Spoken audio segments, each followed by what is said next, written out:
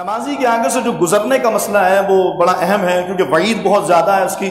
جو نمازی کے آگے سے گزرتا ہے تو اس کے بارے میں فرمایا کہ زمین میں گڑ جانا، دھس جانا یہ زیادہ بہتر سمجھتا اگر اس کو معلوم ہوتا کہ نمازی کے آگے سے گزرنا کتنا بڑا گناہ ہے. تو نمازی کے آگے سے گزرنا منع ہے اور حرام ہے. تو یاد رکھیے نمازی کے آگے سے گزرنا یہ حرام ہے، نمازی کے آگے سے ہٹنا حرام نہیں ہے. گزرنا حرام ہے، ہٹنا حرام نہیں ہے. تو صورت یہ ہے کہ اگر کوئی شخص نماز پڑھ رہا ہے اور بالکل اس کے سامنے، اس کے مد مقابل، اس کے آگے ایک بندہ کھڑا ہے اور وہ اس کے سامنے سے ہٹ جاتا ہے، تو ایسا بندہ نمازی کے آگے سے گزرنے والا ہوگا، ہٹنے والا ہوگا؟ ہٹنے والا ہوگا. ایسا بندہ گناہگار نہیں ہوگا.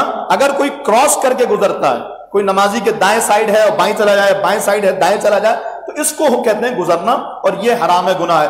شیخ طریقت امیر سنت کا ایک ویڈیو کلپ ہے. اصل میں جب علمی یتیم لوگوں کو کچھ نہیں ملتا تو پھر ان کے پاس یہی باتیں ہوتی ہیں جس کو اعتراض کے لیے پیش کیا جاتا ہے. امیر علیہ سنت نے ایک حیلہ بیان کیا ہے کہ جس میں آپ نے فرمایا کہ نمازی کے آگے سے اگر کسی کو گزرنا ہے، مجبوری ہے، جیسے آپ نے مثال بھی دی کہ حرم محترم میں جب آپ جاتے ہیں تو وہاں لوگ پورے حرم میں، پورے مقام میں نماز پڑھ رہے ہیں، اب وہاں ان کے آگے سے گزرنے کی صورت ہے تو کیسے گزرا جائے؟ تو آپ نے اس کے لیے ایک حیلہ بیان کیا. گویا یہ نماز پڑھ رہے ہیں اور ہم دونوں نکلنا چاہتے ہیں، اب 2 ہو یا 100 ہو، وہ میں ایک طریقہ بتاؤں گا کہ اس سے جتنے چاہیں صاحب نکل سکتے ہیں.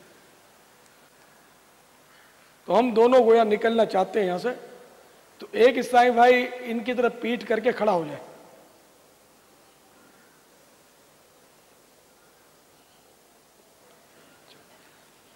اور بالکل ان کی سیدھ میں کھڑے ہو جائیں. یہ کھڑے ہوگا سیدھ میں، ٹھیک ہے نا. اب میں یہاں سے نکل گیا، بغیر گناہ کے نکل گیا. اب یہ اگر ادھر آ جائیں گے تو یہ گناہ گار ہو جائیں گے، تو اب ان کو بھی نکالنا ہے مجھے. تو اب میں ان کے پیچھے کھڑا ہو جاؤں گا، ان کے لیے میں سترا بن گیا. اب یہ نکل گئے، اب میں جہاں سے آیا تھا چلا گیا، تو بغیر گناہ کے ہم دونوں نکل گئے. تو اس طرح ایک اگر کھڑا ہو جائے نا تو اب 1000 آدمی بھی نکلنا چاہیں تو نکل جائیں. یہ فارمولہ جو ہے یہ ہزاروں کو کام. آپ فرماتے ہیں ایک بندہ نماز پڑھنا ہے، 2 بندے ادھر ہیں، دونوں کو ادھر گزرنا ہے، تو ایک بندہ ادھر سے آ کر کے کھڑا ہو جائے نمازی کے سامنے اور دوسرا یہ اس کے آگے سے گزر گیا. یہ سترا بن گیا اور یہ اس کے آگے سے گزر گیا. اب جو ادھر سے گزر کے گیا ہے وہ اس کے پیچھے آگے کھڑا ہو جائے، یہ ادھر والا ادھر ہٹ گیا، ادھر والا ادھر ہٹ گیا.